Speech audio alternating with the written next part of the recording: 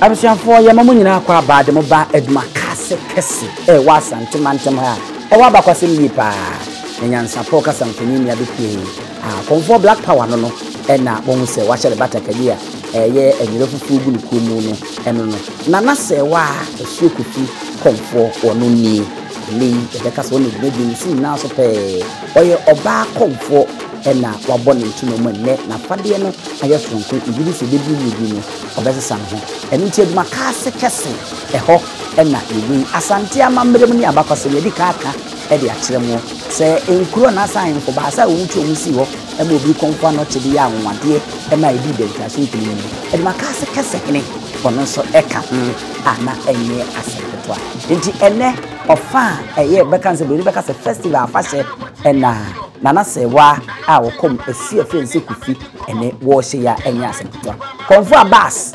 na yehu se wayi ti a wo ba no black and white power fufu ene tuntum konfo abas no wono eni ti ne ntoma ne manwa se ntoma no so eye fufu ene tuntum ena no ntwene kafo no mo so ntowa a omodi echi a wono mo so ntowa edidi nachi e wo kono nti konfo abas ene wono so bienu nyama ba beta echi a obeboa ama nana sewa ene Nananom we Adumakase kese afashe ene omu edi no omu timedi nti nana sewa ni ene asa etwa na ba ene oche wo hemua a enye asepetwa e wo no akonfo mo ba ye no bi ena wono mo ene mpanimfo ba ye bi ena wono mo echiatia no e wo no enche achese omu guswa a omo echiatia abas yura abas no black and white power wono na echiatia sia no oduye enche oba bechia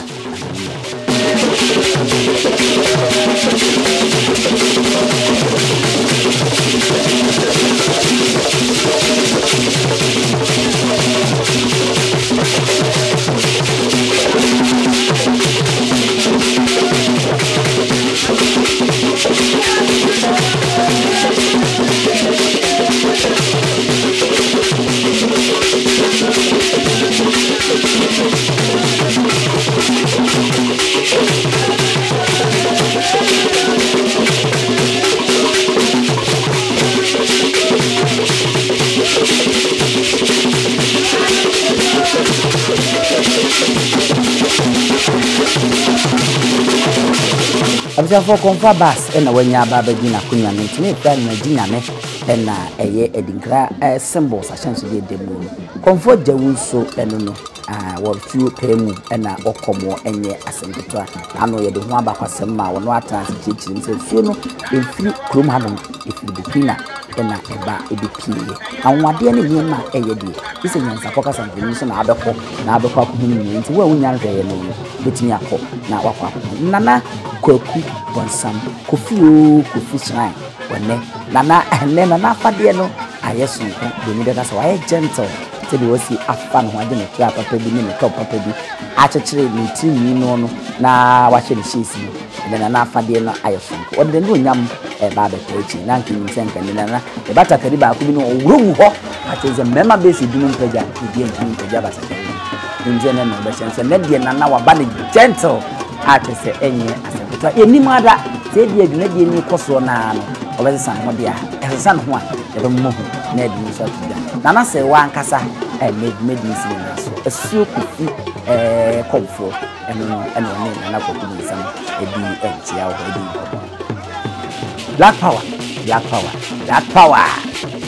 so ewa konfo jew na atiesi dum a wodi asane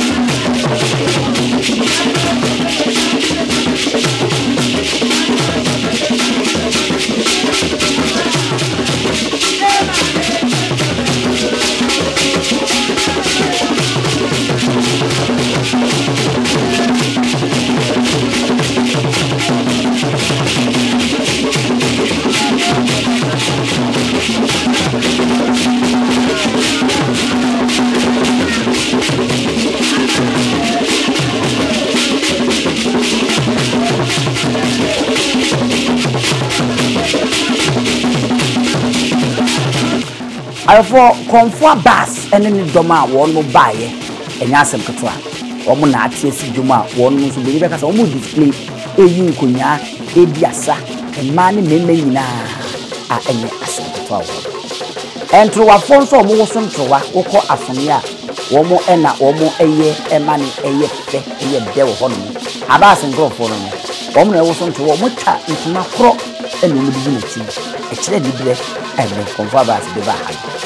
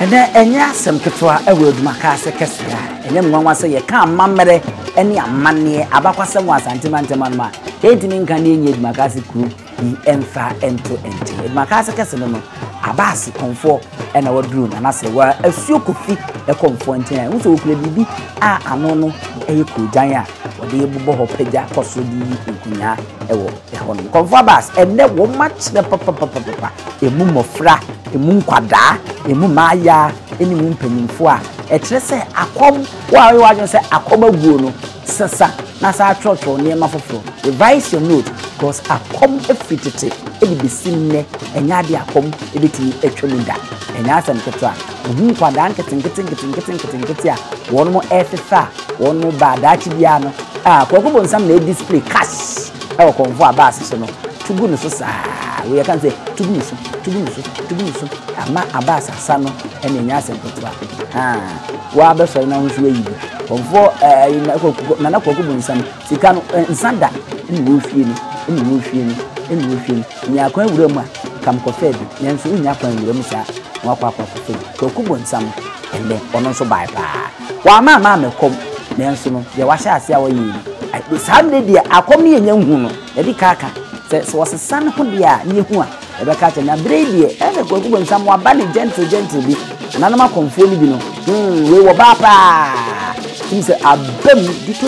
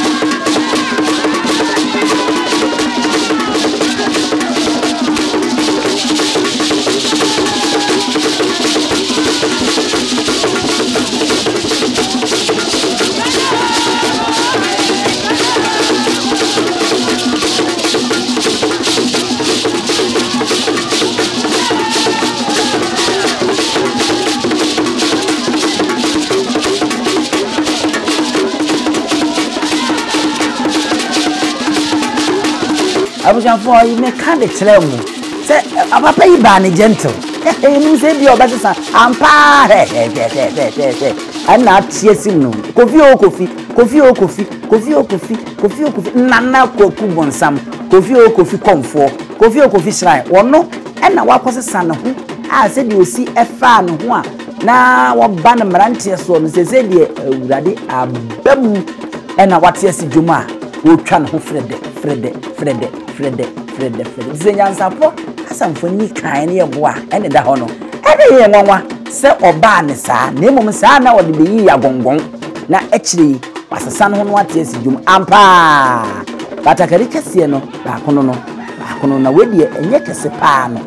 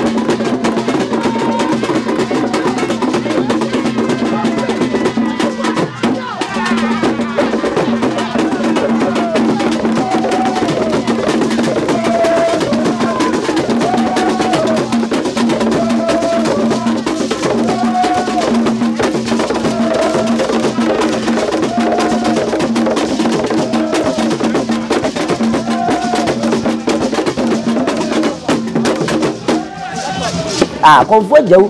fedie abam yie pa wakoso ane kodubunu no ena ote saa na sesedwa no ya na otena so na odi yi nkonya no wototo ne we kosua no ena ye hu se ototo wodi ade bi nso ahye na no saa osokodu eti asesedwa so na dua eda ne ko ho na okura sekan na odi yi nkonya ewu edwa no otse abayi Yesu eno no bayi nyina wono na mu na ese de apraketoa ehu kese no obobo e ma ne bitwam Okomfo ajewu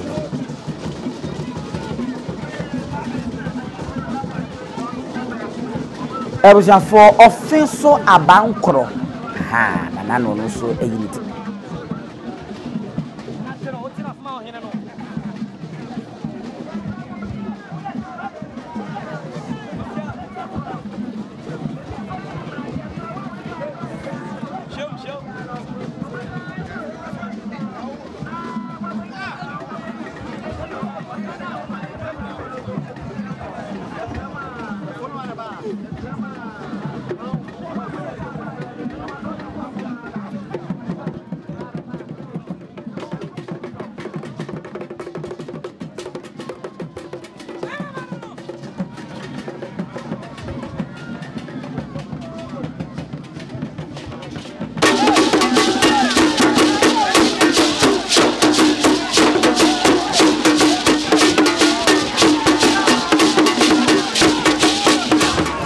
na yese Okomfo jewu ne fei ena nana Serwa ankasa bekasa wona dwumedi isi ne naso Asuo Kofi Komfo onu so na yasesa no fi oba hema tebia ne owum na afei na wabewura akom na ankasa ni so wo hwe abase da no ho pa na hwe nanim ani nachi bia ye kama wa botsiri abam dido adedo so na bonasene ohuru dwam ewu edwane mu Asuo Kofi Komfo Nana Serwa ena atesije Serwa mpafo Serwa abjaketino no eno no se akom efi tete ya bufiri boss di mu no enye ne o kan Philipan fo nwoma na e wo ho do ebra efi boss di mu enye ne efi tete entrede so obeka ba akomfo a ni Elijah eno so e wo no Nana Serwa ena etusika edidi no